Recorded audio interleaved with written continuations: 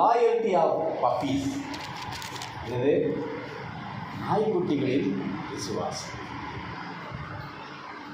இதை யோசிக்கும் போதே நீங்கள் என்னடா இந்த ஆள் வந்துட்டான், வழக்கம் போல் நம்மளை திட்டுறதுக்கு, நாய்க்குட்டின்னு பேசுகிறதுக்கு வந்துட்டானா அப்படின்னு யோசிக்கிறேன். ஆனால் அப்படி இல்லை. கர்த்தர் இந்த நாளில் நம்ம மத்தியிலே நிச்சயமாய் மகிமைப்பட போகிறார் என்று நான் விசுவாசிக்கிறேன்.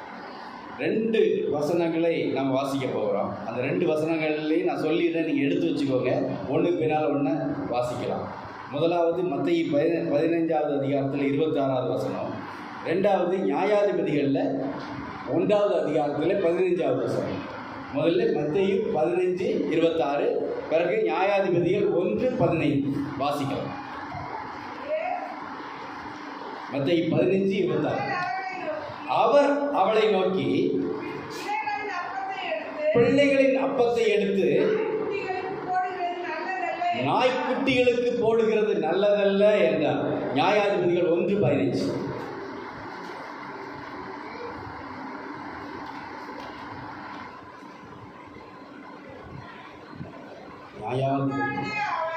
அப்பொழுது அவள், எனக்கு ஒரு ஆசீர்வாதம் தர வேண்டும், வறட்சியான நிலத்தை எனக்கு தந்தீர், நீர்ப்பாய்ச்சலான நிலங்களையும் எனக்கு தர வேண்டும் என்றாள். அப்பொழுது காலே மேற்புறத்திலும் கீழ்ப்புறத்திலும்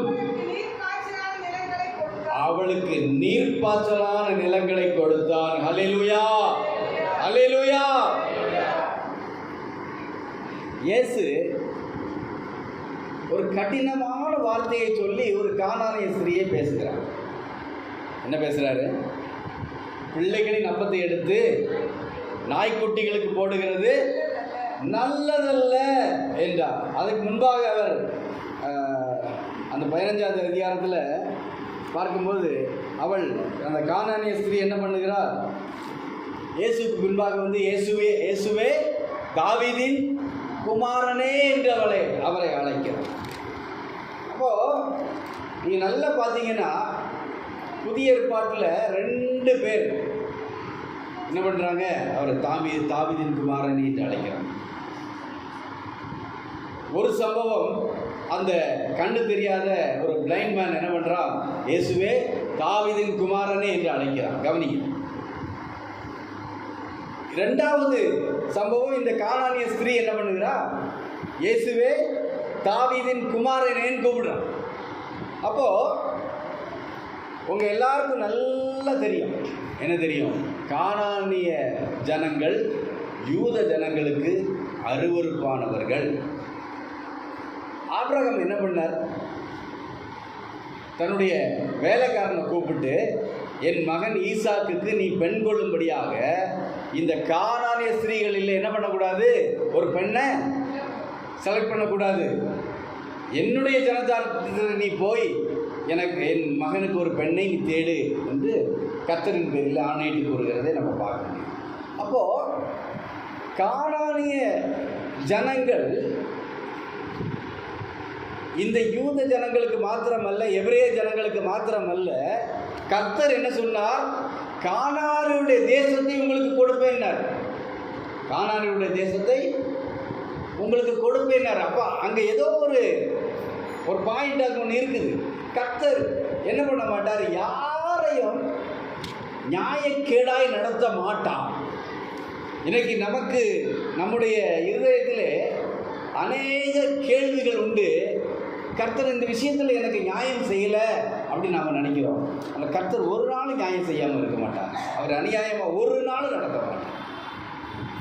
அப்போது இந்த கானானிய ஸ்திரீ கர்த்தரை நோக்கி கூப்பிடுகிறா.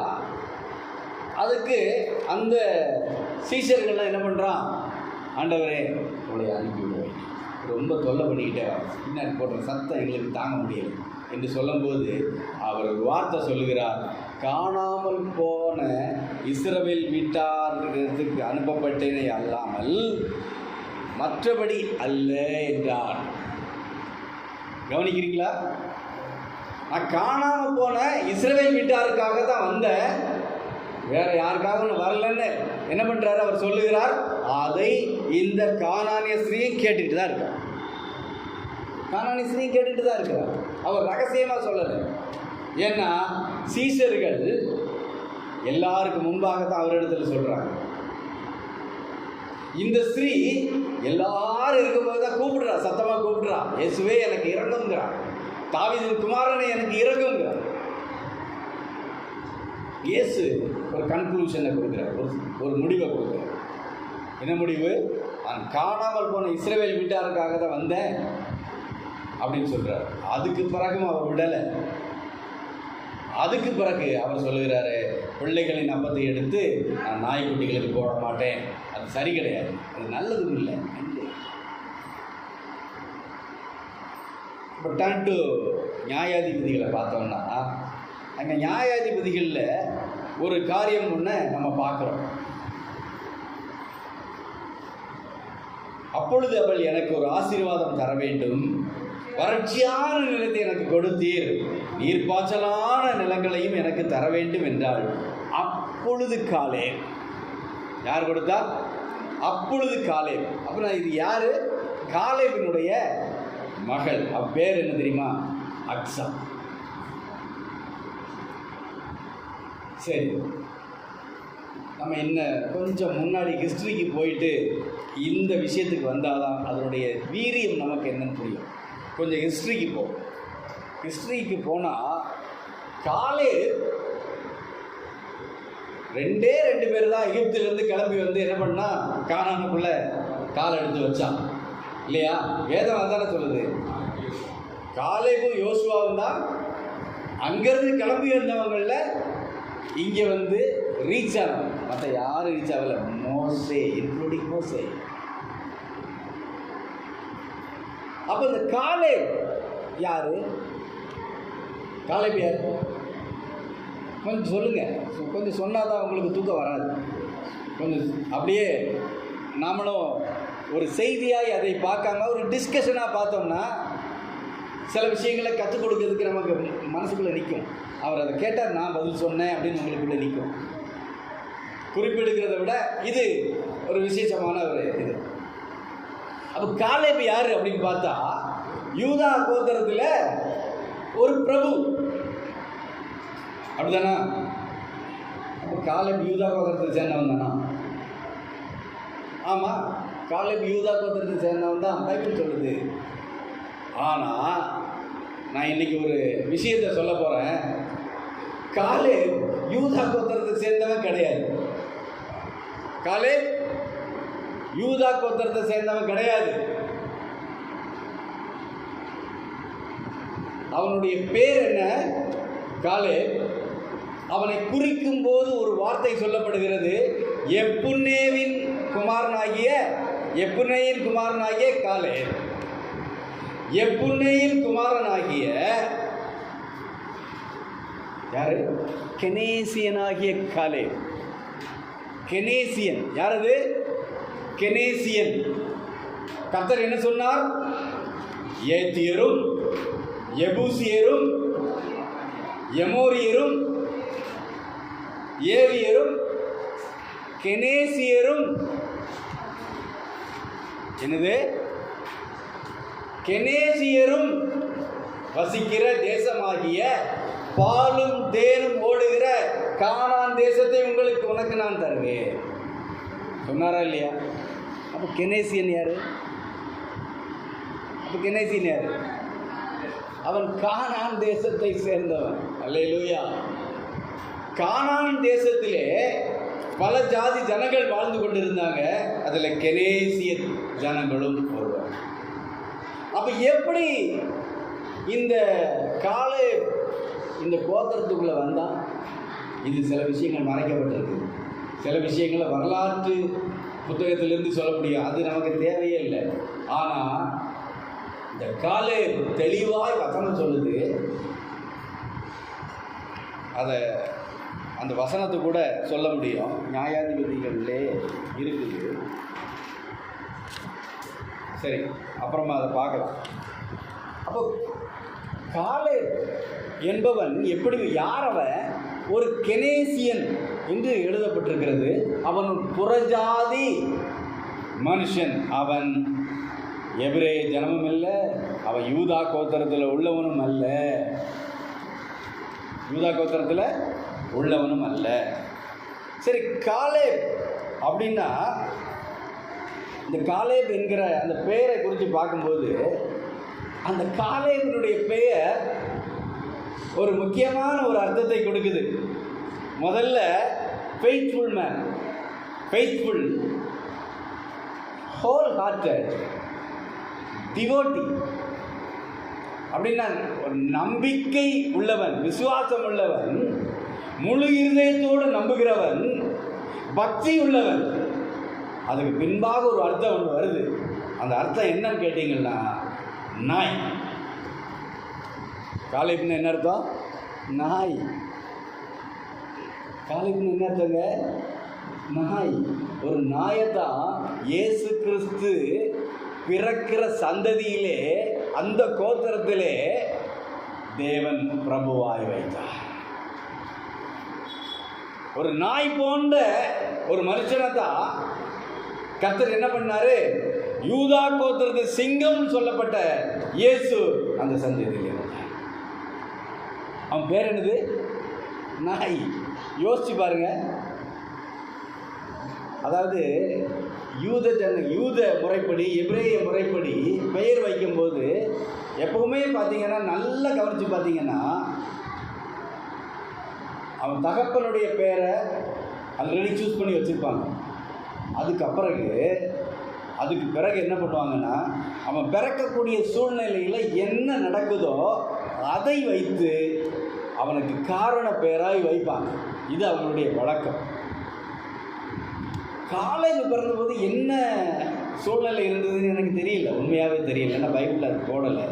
அவனுக்கு நாயின்னு பேர் வச்சுருக்கான். அவங்க அப்பா என்ன பேர் வச்சுருக்கான்? நாயின்னு பேர் வச்சுருக்கிறான். ஆனால் அவங்க அப்பா ஒரு பேர் வச்சுருக்கிறான். அவங்க தாத்தா எப்புன்னேன்னு பேர் வச்சுருக்கிறாரு. அது நல்ல பேர், அது நல்ல பேர் தான். எப்புன்னே அப்படின்னா என்ன அர்த்தம் அப்படின்னா, அவன் தயார்படுத்தப்படுவான், அவன் திருப்பப்படுவான் என்று அர்த்தம். எப்புன்னேக்கு கரெக்டாக பேர் வச்சுட்டாங்க. ஆனால் அந்த எப்புன்னேக்கு காலேஜ் பறக்கும்போது மண்டைக்குள்ளே என்ன ஓடிச்சோ தெரியும், ஆனால் நாயின்னு பேர் வச்சுட்டாங்க. ஆனால் அந்த நாய் சாதாரண நாய் கிடையாது. அந்த நாய் எப்படிப்பட்ட ஒரு நாய்? அது முழு இருதயத்தோடு கர்த்தரை உத்தமமாய் பின்பற்றினவர். நாம் நாயை பார்க்கும்போது என்ன தோணும் நமக்கு? சில பேருக்கு பயம் வரும். இன்றைக்கி காலையில் கூட நாங்கள் வரும்போது தெருவா நாய். அந்த நாயை நம்ம அந்த நேருக்கு நேராக அப்படி பார்த்துட்டோன்னு வச்சுக்கோங்களேன், அது உடனே விரட்ட ஆரம்பிக்குது. இப்போ கூட ஒரு சட்டம் போட்டிருக்காங்க, நாயெல்லாம் பிடிச்சி என்ன பண்ணணும், கொல்லணுன்ட்டு, இல்லையா? ஒரு இது ஒன்று பாஸ் பண்ணியிருக்காங்க. ஆனால் வீட்டில் நம்ம வளர்க்குற நாய் எப்படிப்பட்ட நாய்? அது நம்மளோட நல்ல பழக்கம், நம்ம சொல்கிறத கேட்கும்,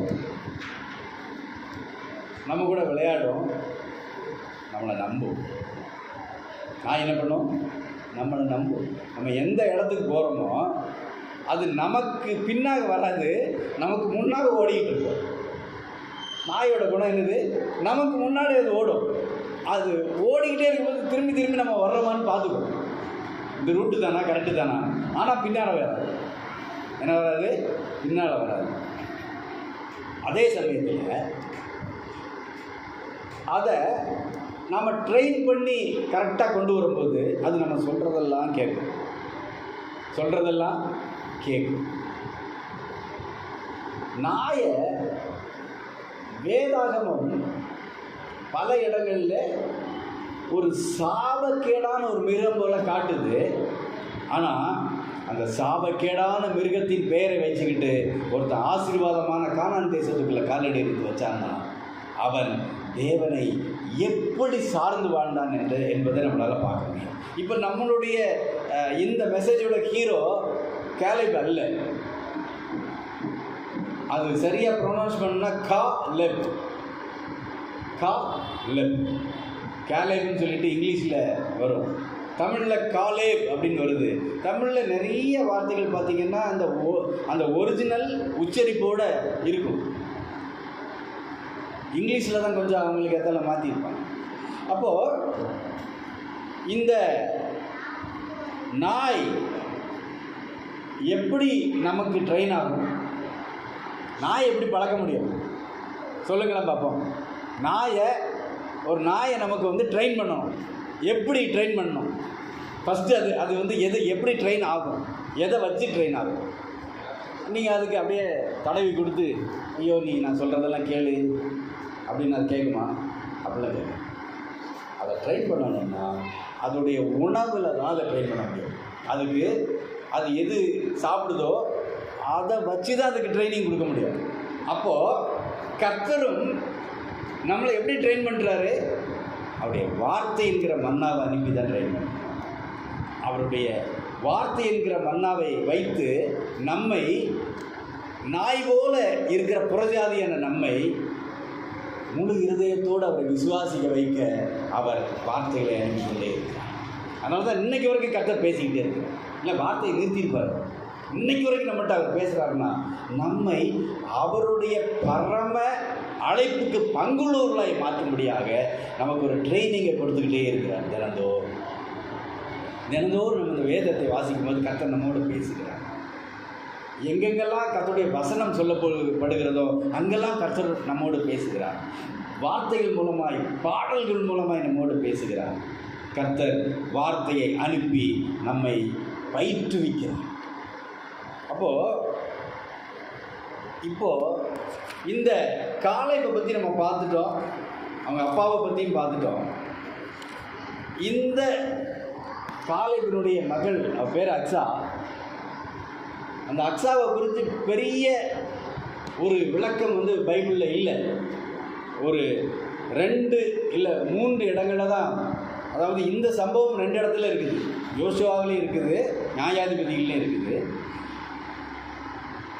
நாளாகமத்தில் அங்கே அவருடைய பெயர் குறிக்கப்பட்டிருக்கு, அவ்வளோதான். ஆனால் அவள்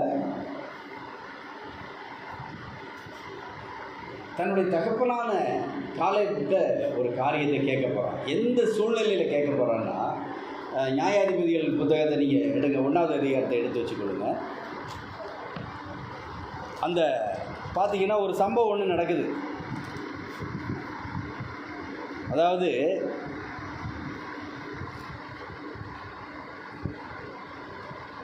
என்ன சம்பவம்னு பார்த்தீங்கன்னா, கீரியா செப்பேரை சங்காரம் பண்ணி பிடிக்கிறவன் எவனோ அவனுக்கு என் குமாரத்தியாகிய அக்ஸாலை விவாகம் பண்ணி கொடுப்பேன்னு சொல்லிட்டு காலேப் சொல்கிறார்.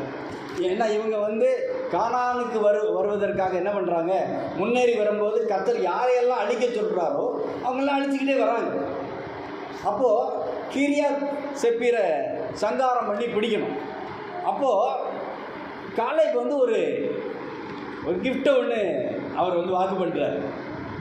யார் அவங்கள அழித்து சங்காரம் பண்ணுறாங்களோ அவனுக்கு என் மகளாகிய அக்ஸாலை நான் என்ன பண்ணுவேன், விவாகம் பண்ணி கொடுப்பேன்னு அவர் சொல்கிறார். சரி, இந்த அக்ஸா அப்படிங்கிற பேருக்கு ஒரு அர்த்தம் உண்டு. ஏன்னா எந்த பேருக்கும் அர்த்தம் இல்லாமல் ஒரு பேரும் இல்லை, எல்லா பேருக்கும் அர்த்தம் இருக்குது. அது மாத்திரம் இல்லை, கர்த்தருடைய வசனம் சொல்லுகிறது, எல்லாரும் என்ன பண்ணியிருக்காங்க, பிறக்க முன்பே பெயரிடப்பட்டிருக்காங்க. வசனம் அப்படி சொல்லுது. அப்போ இந்த அக்ஸாங்கிற பேருக்கு என்ன அர்த்தம்னா, ஆங்க்லெட், காலில் போடுகிற ஒரு கொலுசுன்னு சொல்லலாம். இப்போ கொலுசு, முன்னாடியெல்லாம் என்ன சிலம்பு போட்டாங்க போல. இப்போ சிலம்பு போட்டாச்சுன்னா அந்த கயிறு மேலே நடக்கிறவங்க மாதிரி ஆயிடுவாங்க. கயிறு மேலே நடக்கிறவங்க தான் என்ன பண்ணுவாங்க, சிலம்பு பெருசாக போட்டுட்டு அதை எடுத்து ஜல் ஜல்லுன்னு அடிச்சுக்கிட்டு இருப்பாங்க. காலில் போடுற கொலுசு என்று அதை நம்ம சொல்ல முடியும். ஆனால் கொலுசு ஒரு இடத்துல கூட கர்த்தருக்கு பிடித்தமான ஒரு ஆபரணமாக சொல்லப்படவே. நீங்கள் வாசித்து பார்த்தீங்கன்னா அந்த கொலுசு போட்டு நடக்கிறவங்க எப்படி நடப்பாங்களா, ஒய்யாரமாக நடப்பாங்களா, கண்ணை மறுட்டி பார்ப்பாங்களா, தலை எப்படி இருக்குமா, பெருமையாக இருக்குமா. ஏசாயா புத்தகத்தில் எழுதப்பட்டது. அப்படி தான் எழுதப்பட்டது, நான் சொல்லலை. கொலுசு போட்டவங்க இவர் என்னையா நம்மளெல்லாம் வந்து பேச வந்துட்டாருன்னு நினைக்கிறாதீங்க. அது அது சொல்லப்பட்டது. நம்முடைய குணம் அப்படி இருக்கணுங்கிற அவசியம் இல்லை. ஆனால் ஒருத்தங்களுக்கு பேரே அப்படி வச்சுருக்காங்கன்னா அங்கே ஏதோ ஒரு விஷயம் இருக்குது. அந்த விஷயந்தான் என்னன்னு எனக்கும் புரிய மாட்டேங்குது. அப்போது நீதிமொழிகளில் பார்த்தீங்கன்னா, ஒருவன் அடிக்கப்படுகிற மாடு அடிக்கப்படுகிறது போல் ஒருத்தி பின்னாடி போகிறான். அவ என்ன பண்ணியிருக்கிறாளா? வேசி ஆடை ஆபரணம் தரித்தவளாய். அந்த ஆபரணத்தில் ஒன்று தான் இந்த ஆங்க்லேட். அப்போ அக்ஸாவுக்கு ஏன் அப்படி அந்த ஆள் அப்படி பேர் வச்சான்னு எனக்கு புரியல. அக்ஸாவுக்கு ஏன் அப்படி ஒரு பேரை வச்சான்னு எனக்கு புரியல. கிரீடன்னு பேர் வச்சுருக்கலாம், மோதிரம்னு பேர் வச்சுருக்கலாம், எதுக்கு கால் சிலம்புன்னு பேர் வச்சான்னு எனக்கு தெரியல. அப்போ என்னவோ ஒரு சம்பவம் அவர் பிறக்கும்போது அங்கே நடந்திருக்கு. ஏன்னா அவள் பிறந்தது எங்கே வச்சு பிறந்தா? வனாந்திரத்தில் பிறந்தா இல்லையா? வனாந்திரத்தில் தான் பிறந்தா. அப்படி தான் இருக்கணும். ஏன்னா அதுக்கான விளக்கத்தை நம்ம கொடுக்கணும்னா இன்னும் கொஞ்சம் பைபிள் நல்லா படிக்கணும். நமக்கு கொஞ்சம் அறிவு கம்மி, அந்த அளவுக்கு நம்ம வந்து படிக்கணும். பைபிளை யாரும் அந்த அளவுக்கு படிச்சிடவும் முடியாது. அப்போது அவளுக்கு அப்படி ஒரு பேரை வச்சது மாத்திரம் இல்லை, இந்த சம்பவத்தை நீங்கள் நல்லா கவனிச்சிங்கன்னா கொஞ்சம் இன்ட்ரெஸ்ட்டாக பாருங்கள், கொஞ்சம் இன்ட்ரெஸ்ட்டாக பார்த்து கவனிங்க. ஏன்னா இதில் இருந்து தான் நம்ம வந்து நாய்க்குட்டிக்கு போகிறோம். நாய்க்குட்டிக்கு எங்கே போகிறோம்? இங்கேருந்து தான் போகிறோம், ட்ராவல் பண்ண போகிறோம். அப்போது இந்த அக்ஸாவை வந்து நான் என்ன பண்ணுவேன், விவாகம் பண்ணி கொடுப்பேன்னு சொல்லி காலேப் வந்து ஒரு வாக்கு பண்ணுறார். யார் வந்து அதை செஞ்சு முடிக்கிறான்னா, அப்பொழுது காலேபுடைய தம்பியாகிய கேனாசின் குமாரன் ஆகிய ஒத்னியேல் அதை பிடித்தான். ஆகையால் தன் குமாரத்தி ஆகிய அக்ஸாலை அவனுக்கு விவாகம் பண்ணி கொடுத்தான் என்று எழுதப்பட்டிருக்குது.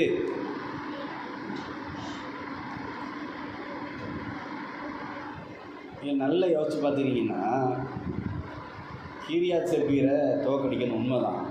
ஆனால் அங்கே அதுக்கு முன்னாடி ஒரு செக் வச்சாச்சு. யார் சங்காரம் பண்ணுறானோ அவனுக்கு அக்ஸாலா என்ன பண்ணுவேன், கல்யாணம் பண்ணி கொடுப்பேன். யார்? 2 பேரும், அண்ணனும் தங்கச்சியும், இல்லை அக்காவும் தம்பியும். தெரியல யார் மூத்தவங்க யார் இளையவங்கன்னு நமக்கு தெரியல. ஏன்னா தம்பி மகனாகியன்னு தான் இருக்குது இல்லையா? அப்பொழுது காலேபுடைய தம்பியாகிய, தம்பி மகன், தம்பியாக கூட இருக்கலாம், இல்லை அண்ணனாக கூட இருக்கலாம், ஆனால் முறை சகோதரர். அவன் என்ன பண்ணுறான்? சங்காரம் பண்ணுறான். அவன் நினச்சிருந்தான்னா ஒன்று பண்ணியிருக்க முடியும். என்ன பண்ணியிருக்க முடியும்? அவன் அந்த கடைசி அந்த பேர் கிடைக்கிற நேரத்தில் கொஞ்சம் பேக் அடித்து வேறு யாரையாவது தூக்கி முன்னாடி விட்டுருக்க முடியும். அப்போ அவனும் அதை செய்யலை. அப்போ அங்கே ஏதோ ஒரு விஷயம் இருக்குது. என்னன்னு எனக்கு உண்மையாகவே தெரியும். நம்ம அதுக்குள்ளே போக வேண்டாம். ஆனால் காலேப் ஒரு காரியத்தை பண்ணுறாரு. என்ன பண்ணுறாரு? அவளுக்கு என்ன பண்ணுறாரு? கல்யாணத்தை பண்ணி வச்சுட்டு ஆசீர்வாதம்னு சொல்லி நிலத்தை கொடுக்குறாரு. வரதட்சணையாக என்ன பண்ணுறாரு? நிலம் கொடுக்குறாரு. அந்த நிலத்தை கொடுக்கும்போது அங்கே சில காரியத்தை நம்ம பார்க்குறோம். நிலத்தை கொடுக்குறாங்க. நிலத்தை கொடுக்கும்போது நமக்கு தெரியல, கொடுத்ததும் தெரியாது. ஆனால் அவள் சொல்லுறா, நீர் எனக்கு வறட்சியான நிலத்தை கொடுத்தேன்னு சொல்கிறான். வறட்சியான நிலத்தை கொடுத்தேன்னு சொல்கிறான். இந்த வறட்சியான நிலத்தை அவள் வாங்கிக்கிட்டான். இப்போ இந்த கானானிய ஸ்திரீயை பற்றி பார்க்கும்போது இயேசு சொல்கிறாரு, பிள்ளைகளின் அப்பத்தை எடுத்து நாய்க்குட்டிகளுக்கு போடுறது நல்லதில்லை. அங்கே வறட்சியான நிலம், இங்கே பிள்ளைகளின் அப்பம் நாய்க்குட்டிகளுக்கு கிடையாதுங்கிற ஒரு பதில். இந்த 2 சூழ்நிலைகளையும் பார்த்தீங்கன்னா, அந்த கானானிய ஸ்திரீயோட மனசும் அக்ஸாவுடைய மனசும் பார்த்தீங்கன்னா வேதனையில் இருப்பதை அந்த இடத்துல நம்மளால் உணர்ந்து கொள்ள முடியும். இங்க 2 பேருக்கும் திருப்தியான பதில் இல்லை. 2 பேருக்கும் திருப்தியான காரியம் கொடுக்கப்படவில்லை என்பதை பார்க்க முடியும். அப்போ அவ ஒரு காரியத்தை செய்யலாம். இந்த 2 பேரையும் பார்த்தீங்கன்னா, 2 பேரும் சைமல்டேனியஸாக பார்த்தீங்கன்னா, அக்ஸா தன்னுடைய அவளை விவாகம் பண்ண அந்த கணவன்கிட்ட சொல்கிறா. என்ன சொல்கிறா தெரியுமா? 14வது வசனத்தை வாசிங்க. நியாயாதிபதிகள் 1:14.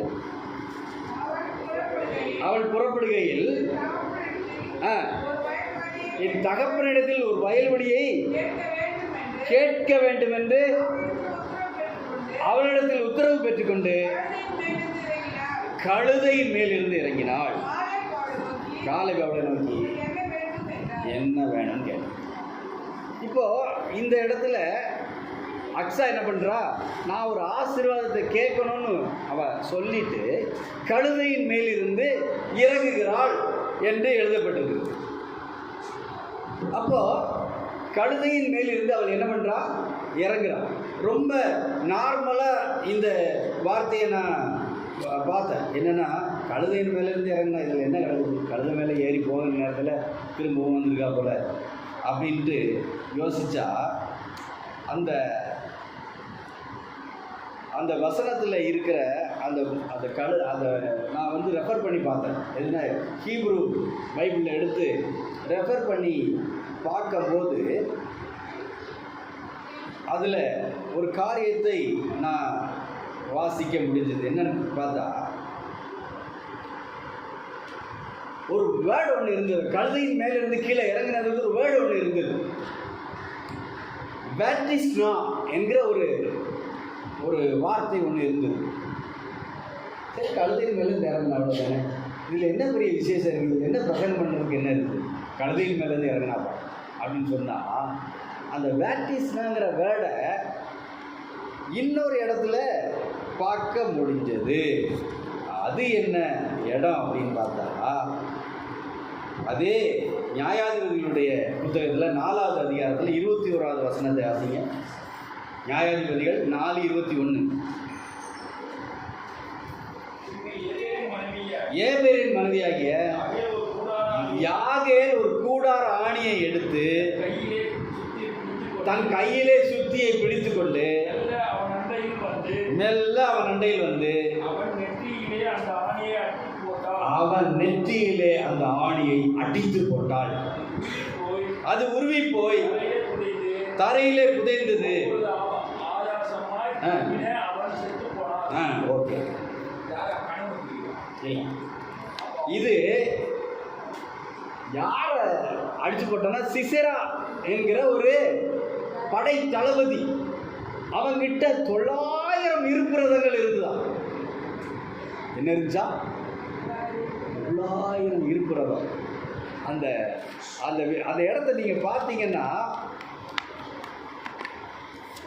ஏகு மரணமடைந்த பின்பு இஸ்ரவேல் புத்திரர் திரும்ப கர்த்தரின் பார்வைக்கு பொல்லாததை செய்து வந்தார்கள் என்று அந்த 4வது அதிகாரம் தொடங்குது. ஆகையால் கர்த்தர் அவர்களை என்ன பண்ணாரோ, ஆத்சோரின் ஆளுகிற யாவீன் என்னும் கானானினுடைய ராஜாவின் கையிலே விற்று போட்டார். அவனுடைய சேனாதிபதிக்கு சிசெரா என்று பெயர்.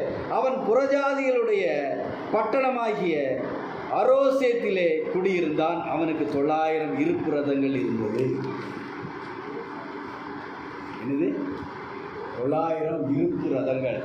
900 இரும்பு ரதங்கள் இருந்ததுன்னா, 900 ரதத்துக்கு மேலேயும் ஒருத்தருன்னா என்ன பண்ணியிருக்கணும்? 900 பேர் இருக்கணும்.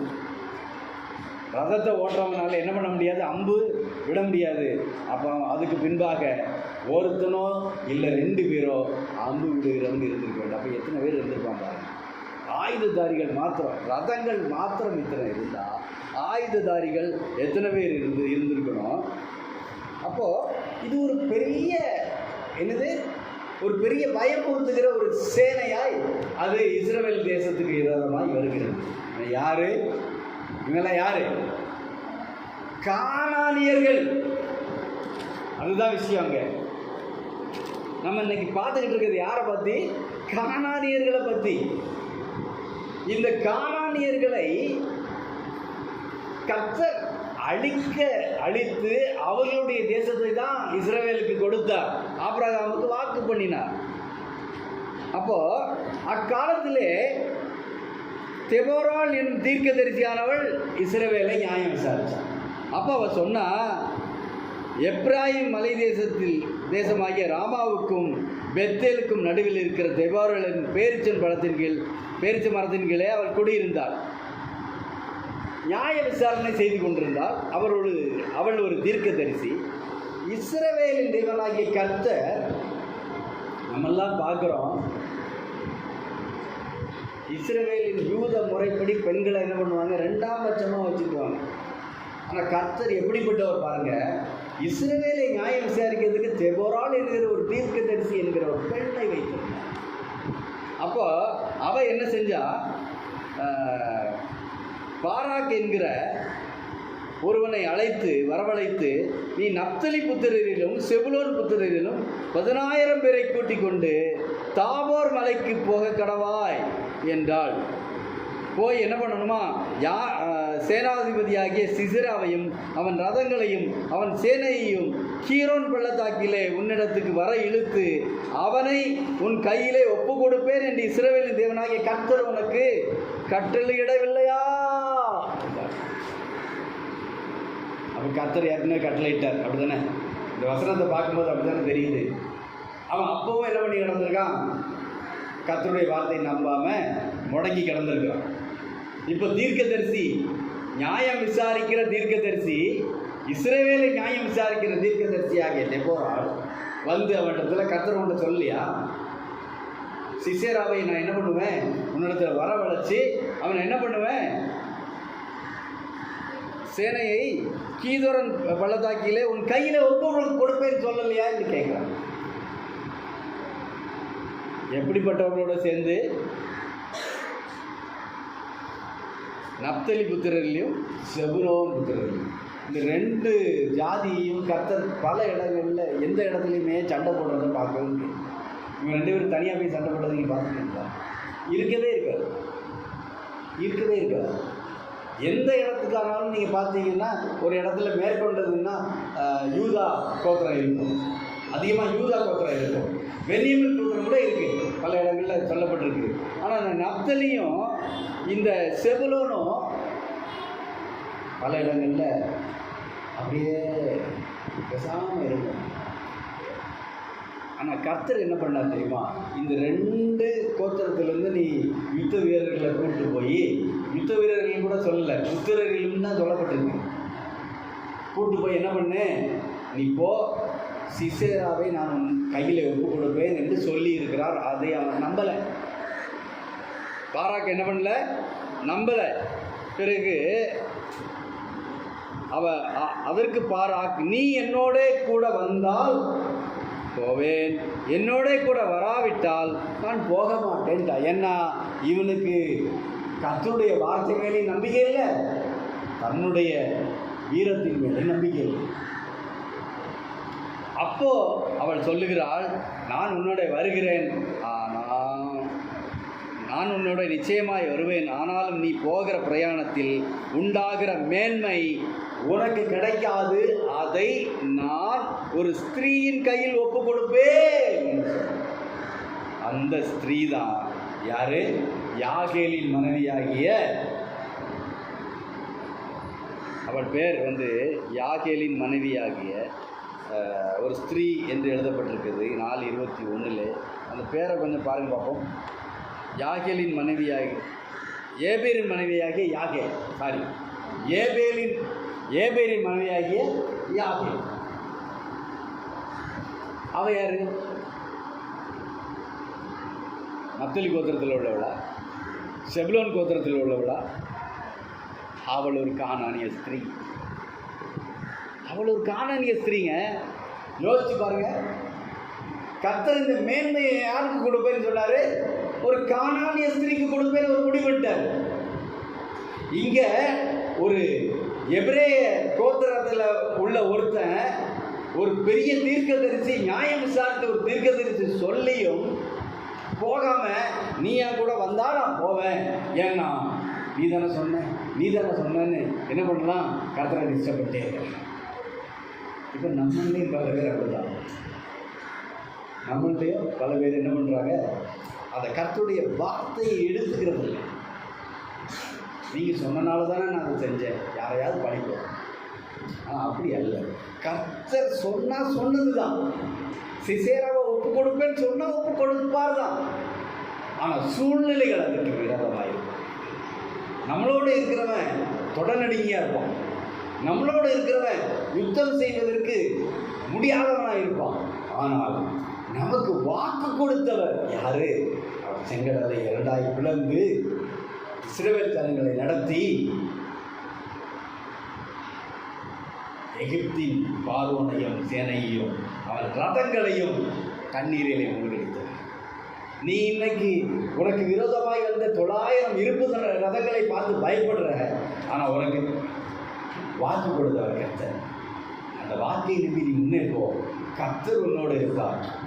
தெபோரா உன் கூட இருக்கணும்னு நீ நினைச்சேன்னா அந்த மேன்மையை நீ இழந்து போவாய். ஆனால் கர்த்தர் உன்னோடு இருக்கிறதை நீ நம்பினா கர்த்தர் உனக்கு அந்த மேன்மை கொடுப்பார், தான் எடுத்துக்கொள்ள மாட்டார். என் கர்த்தர் அப்படிப்பட்ட ஒரு பயங்கரமான ஒரு தேவன். அவர் யுத்தம் பண்ணுவார், ஜெயத்தை எடுப்பார், நம்ம கையில் தூக்கி கொடுப்பார். வச்சுக்கப்பா, இந்த மேன்மை உனக்கு கர்த்தர் கொடுப்பார். ஆனால் நாம நம்பிக்கை இல்லாமல் போகும்போது அந்த மேன்மையை சபிக்கப்பட்ட சந்ததிக்கு கூட தேவன் கொடுப்பார். ஏனென்றால் அந்த சபிக்கப்பட்ட சந்ததியிலிருந்து ஒருவன் எழுந்து சிசேராவை கொண்டு போடுவார். அருமையான தேவச்சனம், நாம் எந்த ஜாதியிலிருந்து வந்திருக்கலாம், எந்த பின்புலத்திலிருந்து வந்திருக்கலாம், எங்கேருந்து வந்திருக்கலாம், எந்த ஊராக இருக்கலாம், நமக்கு சொந்தக்காரங்க இருக்கலாம், இல்லை பேக்ரவுண்டு இருக்கு, இல்லை, தட்ஸ் நாட் மேட்டர். நமக்கு ஒரு பேக்ரவுண்ட் இருக்கு, அது பரம சேனையின் திறன். கர்த்தரின் யுத்த வீரர்கள் நம்மோடு வந்து அவர்களோடு இருப்பவர்களை பார்க்கலாம், நம்மோடு இருப்பவர்கள் அதிகமான ஜனங்கள், அதிக வீரர்கள். கர்த்தாவே இவர்கள் கண்களை திறந்தவர்கள் என்று சொல்லப்படுது. அந்த மலை முழுவதும் பிரகாசமாய் இருக்கிற வீரர்களை, யுத்த சேனையை அவன் பார்த்தான். அவன் நம்மோடு இருக்கிறவர்கள் பயங்கர பராக்கிரமசாலியார் கர்த்தர் நம்மோடு இருக்கிறார். அவர் ஒரு நாளும் தோற்று போக மாட்டார். கர்த்தர் ஒரு நாளும் தோற்று போக மாட்டார். இந்த யுத்தம் கர்த்தருடையது. அப்போ இந்த சம்பவத்தை பார்க்கும்போது அப்போ நாம பார்க்குறோம், அதை ஆணி எடுத்தா, என்ன ஆணி? கூடார ஆணியை எடுத்தா. கூடார ஆணியை எடுத்து அவர் நெற்றியிலே அடித்தார், சுற்றி எடுத்து அடித்தார். அதுக்கு முன்பாக அவர் ஒரு காரியம் ஒன்று பண்ணா பாருங்க, பயங்கர பிரில்லியன்ட். அது ஜாக்கிரதை, பயங்கர பிரில்லியன்ட். என்ன பண்ணா தெரியுமா? அவன் அங்கிருந்து ஓடி வந்திருக்கிறான். ஏன்? கர்த்தர் அவங்கள முறியடிச்சிட்டார். பாராக் அவங்கள ஓட ஓட விரட்டிட்டான். இந்த சிசரை என்ன பண்ணுறான்? தப்பிச்சு ஓடி வந்துடுறான். அங்கதான் கர்த்தருடைய வாக்கு எப்படி இருக்கு பாருங்க. சிசேரா அங்கே சாகலை, அவன் ஓடி வரான். நல்ல வசனத்தை வாசித்து பார்த்தீங்கன்னா தெரியும், சிசேராவுக்கும் அந்த ராஜா யாவீன் என்கிற அந்த ராஜாவுக்கும் இந்த ஏபேருடைய வீட்டாருக்கும் சமாதானம் உண்டாயிருந்ததுன்னு பார்க்கிறோம். என்னது? சமாதானம் உண்டாயிருந்தான். இவன் ஓடி வர்றான். ஏபேரின் கூடாரம் இருக்கு, அங்கே போனால் எனக்கு பாதுகாப்பு, அங்கே போனால் எனக்கு பாதுகாப்பு. நான் போகிறான். போய் வாருமன் ஆண்டவரை உள்ள வாருன்னு அவள் கூப்பிட்றான். கூப்பிட்டு வந்து நான் வந்ததை நீ என்ன பண்ணாத யாருக்கும் சொல்லாது. அப்படியா? ஒன்றும் பிரச்சனை இல்லை, நீங்கள் ரொம்ப தாகமாக இருக்கிறீங்க, தண்ணி பத்தாது அப்படின்ட்டு பால் எடுத்து கொடுக்குறான். பால் துருத்தி எடுத்து கொடுக்குறான். அவன் என்ன பண்ணுறான்? ரொம்ப நம்பிக்கையோட அதை முழுக்க குடிச்சு ஆயாசமாய் தூங்குறான்னு பார்க்குறோம். நம்ம ஊரில் கூட சொல்லுவாங்க, எருமை பால் குடித்தா ஏப்பம் வரும் அப்படின்னா டயர்டு. அப்படியே டயர்டில் அவன் எங்கேருந்து ஓடி வந்தான்னு தெரியல, டயர்டில் தூங்கி போயிட்டான். அவன் எப்படி தூங்கியிருக்கான் பாருங்க. ஒரு ஆணியை எடுத்து நெத்தியில் அடிக்கிற வரைக்கும் அவன் என்னைக்கு வேணா பார்க்குறான். இவன் எவ்வளோ பெரிய ஆள் பாருங்க. அவனை தூங்க வைக்கிறதுக்கு பால் எடுத்து கொடுத்து அவனை தூங்க வச்சுக்கிட்டு அவன் மேலே ஒரு போர்வையை எடுத்து மூடிட்டான். மூடிட்டு அவன் நெத்தி எங்கே இருக்குன்னு அங்கேயே பார்த்துருக்கா பாருங்களேன். அந்த போர்வை விளக்கல. இது அவன் எவ்வளவு பயங்கரமான ஒரு ஆள். அந்த கூடார ஆணியை எடுத்து அவன் நெற்றியிலே வைத்து சுற்றி எடுத்து அடிக்கிறாளா, அது உருவி போய் தரையிலே புதைந்தது என்று பார்க்கிறோம். அந்த தரையிலே புதைந்த அந்த வார்த்தை தான் பேட்டிஸ்னா. அல்லேலூயா, பேட்டிஸ்னா. அவள் கழுதையிலிருந்து கீழே இறங்கினதும் ஆணி நெற்றி வழியாய் புகுந்து தரைக்குள்ளே புகுந்ததும் ஒரே வார்த்தை பேட்டிஸ் என்றால், அந்த காலேபினுடைய மகளாகிய அக்ஸா கழுதையின் மேலிருந்து இறங்கின சம்பவம் எப்படிப்பட்டதாக இருக்குது. நீங்கள் பின்னால் வாசிங்க. அந்த 4வது அதிகாரத்தில் கடைசி வசனத்தை மாத்திரம் வாசிங்க. இல்லை அதுக்கு முந்தின வசனம்.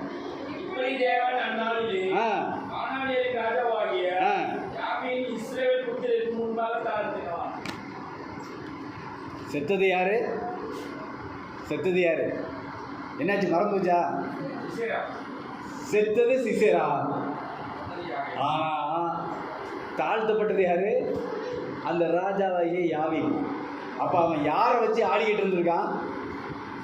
சில இடங்களில் கர்த்தர் சில ஆளை தூக்குவார். நம்ம ஆஃபீஸ்லேயா இருக்கட்டும், நம்முடைய கடையிலையா இருக்கட்டும், நாம் படிக்கிற பிள்ளைகள் படிக்கிற இடத்துலையா இருக்கட்டும், எங்கேயா இருக்கட்டும், நாம் ஒருத்தனை எதிரியாக நினச்சிக்கிட்டே இருப்போம். கர்த்தர் ஒருத்தனை கரெக்டாக தூக்குவார். அவரை தூக்கிட்டா இவன் டம்மி பீஸாக இருப்பான். அதுக்கப்புறம் கர்த்தர் என்ன பண்ணாரா, அதற்கு பிறகு யாவீன் எழுந்ததே இல்லை. கானானியர் தாழ்த்தப்பட்டார்கள் என்று பார்க்கிறோம். யாரால் தாழ்த்தப்பட்டாங்க? அந்த முழு சேனையும் 900 இரும்பு ரதத்தில் இருந்த வீரர்களை விரட்டுனால் அல்ல. யாவீன அந்த சிசேராவை நீங்கள் தப்ப விட்டுருந்தீங்கன்னா அவன் போய் இன்னும் 2000 ரதத்தை செஞ்சு வீரர்களை கூட்டி திரும்ப வந்திருப்பான். அப்போ கர்த்தர் எப்படிப்பட்ட காரியங்களை செய்ய வல்லவராக இருந்தார்? ஒரு கானானிய ஸ்திரீயை கொண்டு இஸ்ரவேல் ஜனங்களுக்கு மிக பெரிதான ஒரு ரட்சிப்பை கட்டளையிட்டார்.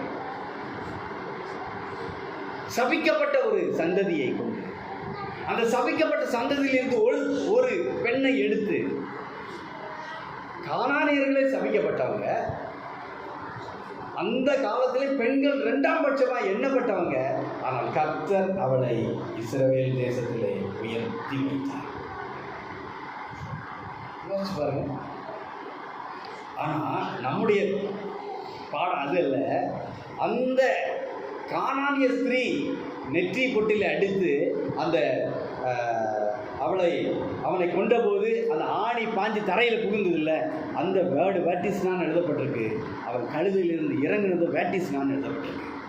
அப்போது நாம் கர்த்தருடைய சமூகத்திலே வந்துவிட்டால், கர்த்தருடைய சொல் கேட்டு நடக்க நாம் வந்துவிட்டால், நமக்கு ஒரு நன்மை நடக்க வேண்டும் என்றால், ஒரு மேன்மை கிடைக்க வேண்டும் என்றால், நாம் என்ன செய்யணும் நாங்கள் எழுதப்பட்டிருக்கு.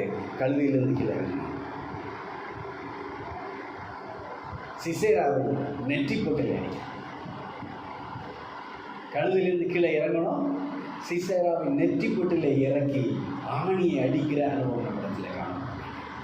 அவள் கழுதையிலிருந்து அவள் இறங்கினாள் என்றால், அவள் கழுதையிலிருந்து இறங்கின உடனே காலேப் என்ன பண்ணானா, உனக்கு என்ன வேண்டும்னு கேட்டானா.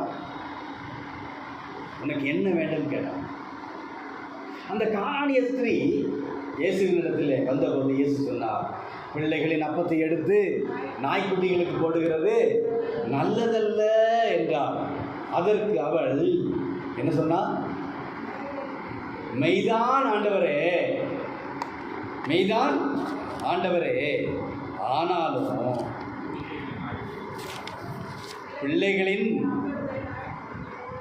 வாசிங்க 27வது வசனம் வாசிங்க. மத்தேயு 15:27.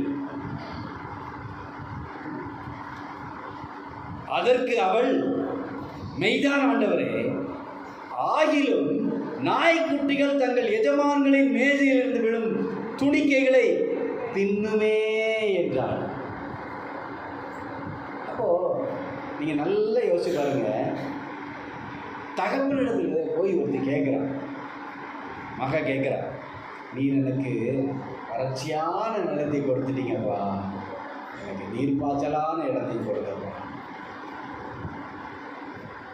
பிள்ளைகளின் அப்பத்தை நாய்களுக்கு கொடுக்கிறது நல்லதில்லை என்று அவர் அதிகாரமாக சொன்னபோது அவள் சொன்னார், மெய்தான், உண்மைதான், நான் நாய் தான், உண்மைதான், நான் நாய் தான். ஆனாலும் தங்கள் எஜமான்களின் மேஜையில் இருந்து விடுகிற துணிக்கைகளை நாய்கள் தின்னுமே. அவள் கழுதையிலிருந்து கீழே இறங்கினாள்.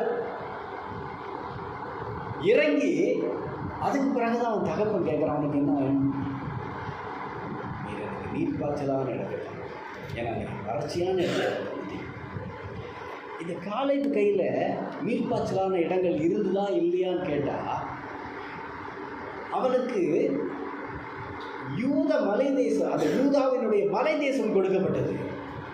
யூதாவினுடைய மலை தேசம் இன்னைக்கும் செழிப்பா இருக்கு. ஆனால் அவன் என்ன பண்ணான் தெரியுமா? தென் பகுதியில் வறட்சியான நிலத்தை தன் மகளுக்கு கொடுத்திருந்தான். நீர் எனக்கு வறட்சியான நிலத்தை கொடுத்தீர் என்று எழுதப்பட்ட அந்த வார்த்தையில் பார்க்கும்போது, தென் பகுதியிலும் தென் மேற்கிலும் நீ வறட்சியான நிலம், அது தண்ணி கிடையாது. பிள்ளைகளின் அப்பத்தை நாய்க்கு போட முடியாது. ஆனால் அவள் தன்னுடைய நிலைமையை உணர்ந்து விட்டவளாக, நீர் எனக்கு வறட்சியான நிலத்தை கொடுத்துட்டீங்கப்பா, எனக்கு நீர்ப்பாய்ச்சலான இடத்தையும் கொடுப்பா. ஒரு டெடிகேஷன், ஒரு அர்ப்பணிப்பு, தாழ்மை. கர்த்தருக்கு முன்பாக தாழ்மைப்படுங்கள், அப்பொழுது அவர் உங்களை உயர்த்துவார். கர்த்தருக்கு முன்பாக தாழ்மை. இன்னைக்கு துணிக்கையை தின்கிற நமக்கு இத்தனை ஆசீர்வாதம் என்றால், பிள்ளைகளின் அப்பம் முழுதாய் நமக்கு கிடைக்கிறது. அது எத்தனை பெரிய ஆசீர்வாதம் என்றால், துணிக்கைகளின் ஆசீர்வாதம் அது மிகப்பெரிய ஆசீர்வாதம். 12 கூடை நிறைய துணிக்கைகள் எடுக்கப்பட்டது. துணிக்கையின் ஆசீர்வாதத்தை கர்த்தர் நமக்கு கொடுத்திருக்கிறார். நாம் புறஜாதிகளாக இருந்தோம். நாம் இந்த சபைக்கோ, இந்த வேத புத்தகத்துக்கோ, இந்த ஆண்டவருக்கோ எவ்வளவு வேணும் சம்பந்தம் இல்லாத, நான் என் நீதியினாலே கர்த்தரால் தெரிந்து கொள்ளப்பட்டேன்னு ஒருத்தராலும் சொல்ல முடியாது. ஏனென்றால் நம்முடைய நீதி எல்லாம் அவர் கொண்டாக அழுக்காக குப்பையாக இருக்கு. நம்முடைய பரிசுத்தம் இருக்கும்போது ஒன்றுமே இல்லை. தன் நீதியினாலே விழுந்து போன நீதிமான் உண்டு. கர்த்தர் தராத பரிசுத்தம் அல்ல.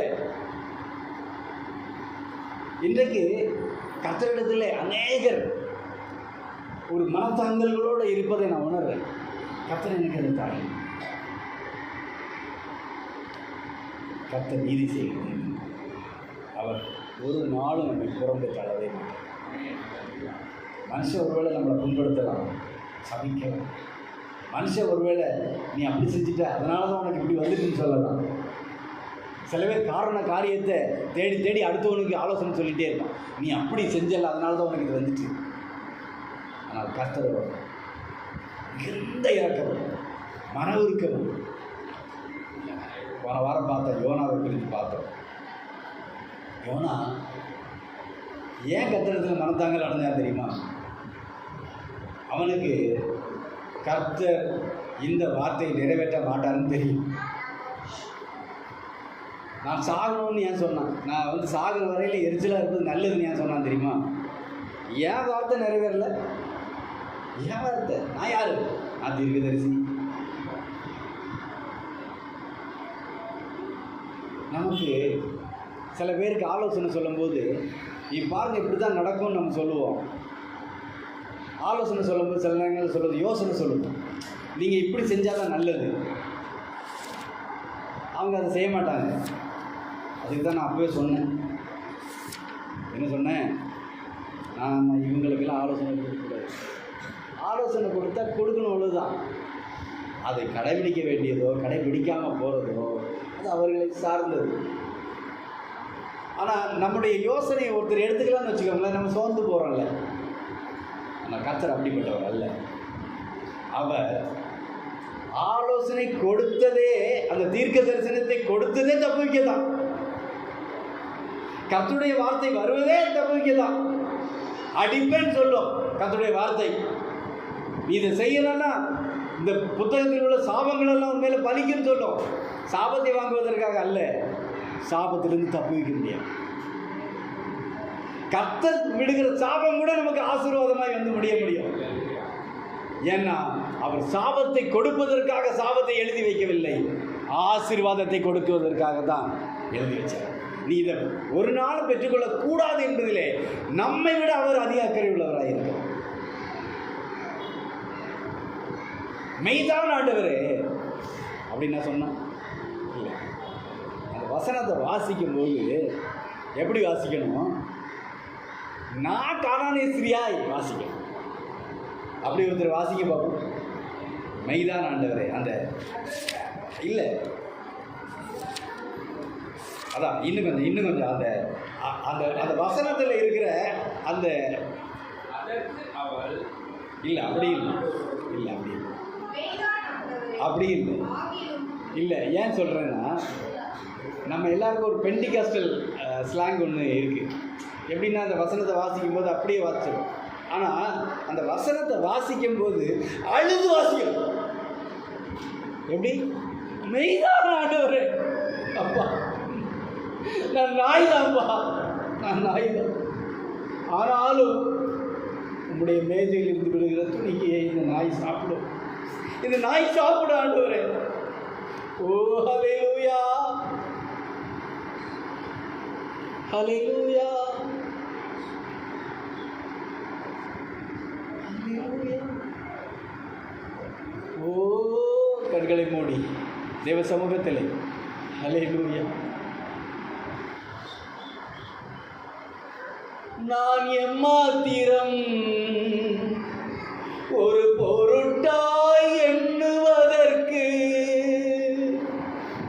நான் எம்மாத்திரம் ஒரு பொருட்டாய் எண்ணுவதற்கு, காலைதோறும் கண்ணோக்கி பார்க்கிறேன், நிமிடந்தோறும் விசாரித்து நல்குகிறேன். காலைதோறும் கண்ணோக்கி பார்க்கிறேன், நிமிடந்தோறும் விசாரித்து மகிழ்கிறேன். உமக்கே ஆராதனை, உயிருள்ள நாளெல்லாம்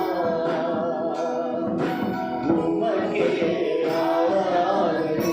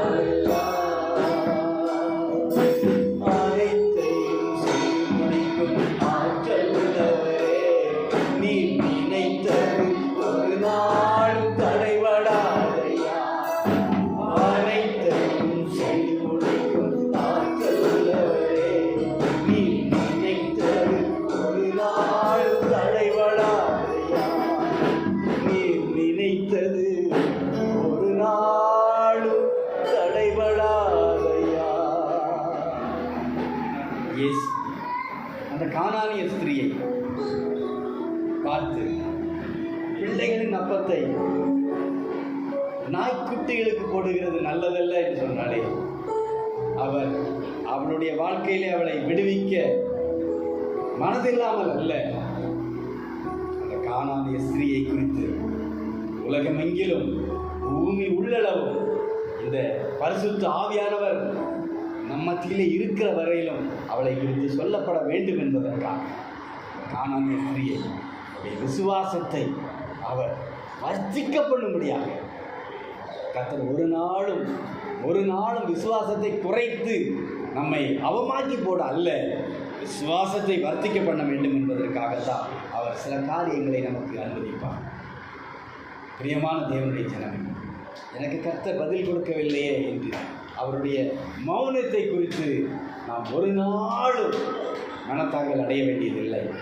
அவர் மௌனமாக இருக்கிறார் என்றாலே, ஒரு சத்தமும் கேட்கவில்லை என்றாலே, அவருடைய சத்தம் பயங்கர காரியங்களை என்னுடைய வாழ்க்கையில் செய்ய போகிறது. மிகப்பெரிய காரியங்களை செய்ய போகிறது. அவர் பெரிய காரியங்களை செய்துவிட்டு நமக்கு ஒரு ரிவார்டை கொடுப்பார். ஸ்திரியே, நீ விசுவாசம் பெரிய, நீ விசுவாசத்திலே மிக பெரியவள் என்று சொல்லி அவர் நம்மை அப்ரிஷியேட் பண்ணுவார். காலேப் உடனடியாக அவளுக்கு என்ன செஞ்சார் தெரியுமா? மேற்புறத்திலும் கீழ்ப்புறத்திலும் நீர் பாய்ச்சலான இடத்துக்கு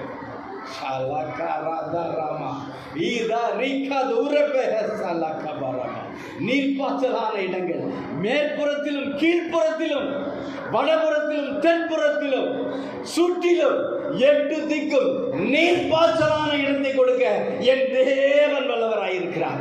ஒன்று மாத்திரம் அவரிடத்தில் கேட்டால் போதும், கர்த்தாவே எனக்கு இறங்கும், தாவீதின் குமாரனே எனக்கு இறங்கும் என்று சொன்னார்.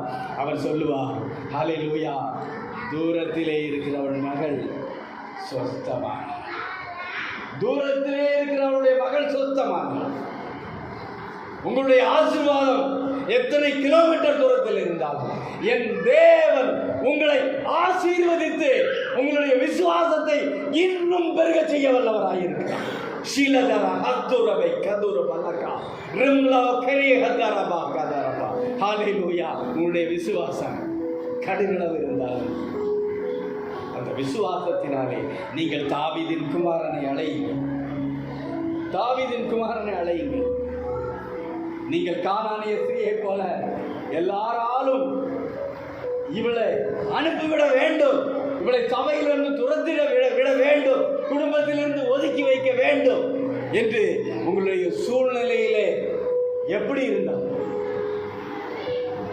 இயேசு சொல்லுகிற வார்த்தை, உங்களை நாய் என்று சொன்னாலும் உங்களை துரத்திவிட அல்ல.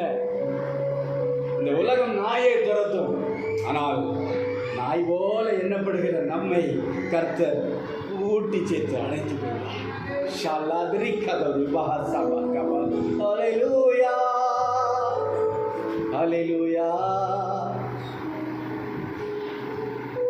அவர் நம்முடைய வாழ்க்கையிலே செய்கிற அதிசயங்களையும் அற்புதங்களையும் பெற்றுக்கொள்ள வேண்டுமானால் இன்றைக்கு கழுதையிலிருந்து கீழே இறங்கும். நம்முடைய வாழ்க்கையிலே கிரியை செய்து கொண்டிருக்கிற கானானிய பழக்க வழக்கங்களை ஆணி அடைத்து உதைப்போம். கானானியனுக்கு இன்னொரு அர்த்தமும் உண்டு. என்ன அர்த்தம் தெரியுமா? நாம் எல்லாம் நினச்சிக்கிட்டு இருக்கிறோம், கானானியருடைய தேசத்தை கர்த்தர் அநியாயமாய் பிடுங்கி இவர்களுக்கு கொடுத்துட்டாருன்னு. இல்லை, கானானியன் என்கிற அந்த பெயருக்கு இன்னொரு அர்த்தம் உண்டு. அது வாக்கு பண்ணப்பட்ட இடங்களை முந்தி சென்று பிடித்து கொள்கிறவர். உங்களுடைய ஆசீர்வாதங்களை முந்தி சென்று எவன் பிடித்திருந்தாரோ, உங்களுடைய ஆசீர்வாதங்களை, உங்களுடைய ஆவிக்குரிய ஆசீர்வாதங்களை எது முந்தி சென்று பிடித்திருந்தாரோ, இன்றைக்கு அந்த கூடாரத்தினுடைய ஆணையை எடுப்போம், அந்த கானானினுடைய நெற்றிப்பூட்டில் அடிப்போம், கழுதிலிருந்து கீழே இறங்குவோம், தகப்பனிடத்தில் வருவோம். ஹல்லேலூயா. தகப்பனிடத்தில் வருவோம். தான் ஆண்டவரே, நான் நாய்க்குட்டி தான்ப்பா, நான் நாய்க்குட்டி தான். ஆனால் நீங்கள் எனக்கு ஒரு ஆசீர்வாதத்தை தாங்க, இந்த நாய்க்குட்டிக்கு ஒரு ஆசீர்வாதத்தை தாங்க. இது நீங்கள் கொடுக்குற உங்கள் மேதையிலிருந்து விடுதலை துணிக்க அதில் திருப்தி ஆகும்ப்பா, அதில் திருப்தியாகும். திருப்தியாக்கி நடத்திடுவா தேவைகள்